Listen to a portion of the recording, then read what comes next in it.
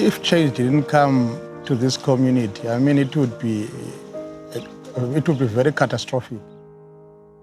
In the rural community of Heu, life has always moved at a slow pace. But in recent years, the economic heartbeat of the region has come to a standstill.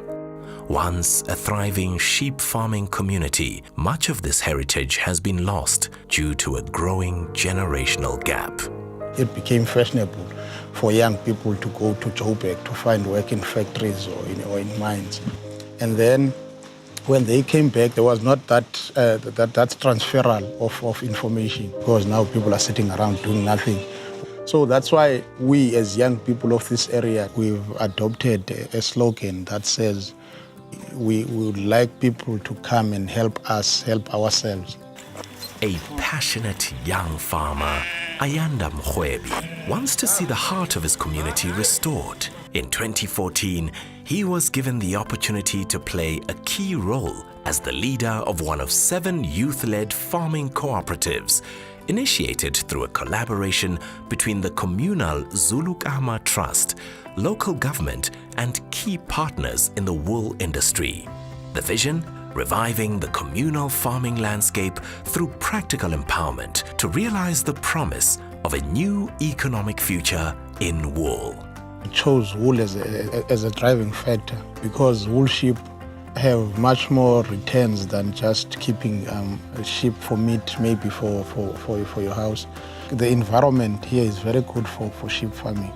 Increasingly, communal farmers are going to need to contribute to the country's food security.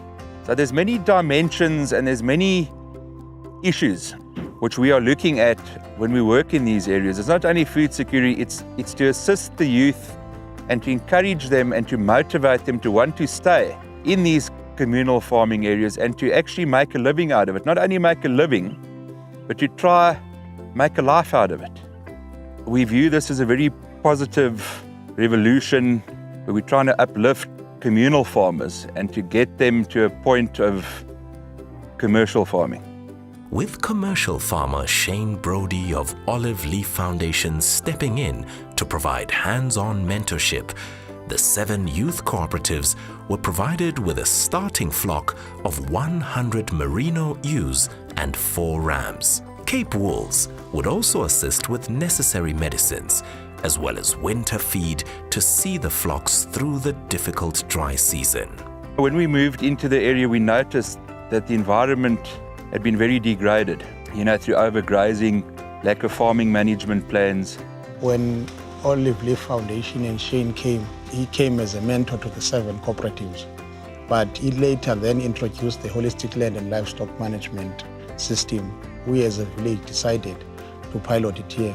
A lot of our work was what I term in-field, out with the sheep, on the rangelands. It was done in the kraals. Farming is not something which can be taught quick fix or overnight. So you actually need cycles of farming to be able to teach and to educate. 2 years is a minimum. It was for Shane particularly to gain the trust of the community. The results of the 2-year project speak for themselves.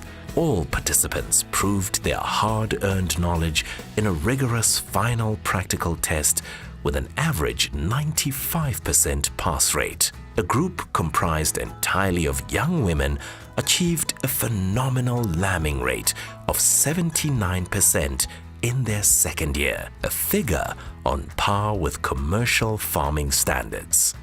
In terms of their knowledge, I maintain that any one of the individuals trained could make a success as a commercial sheep farmer. Other villages are looking at what we're doing and they are really interested. So we hope it's going to roll out very quickly. At the moment, this program is a beacon of hope for all the communities around the area.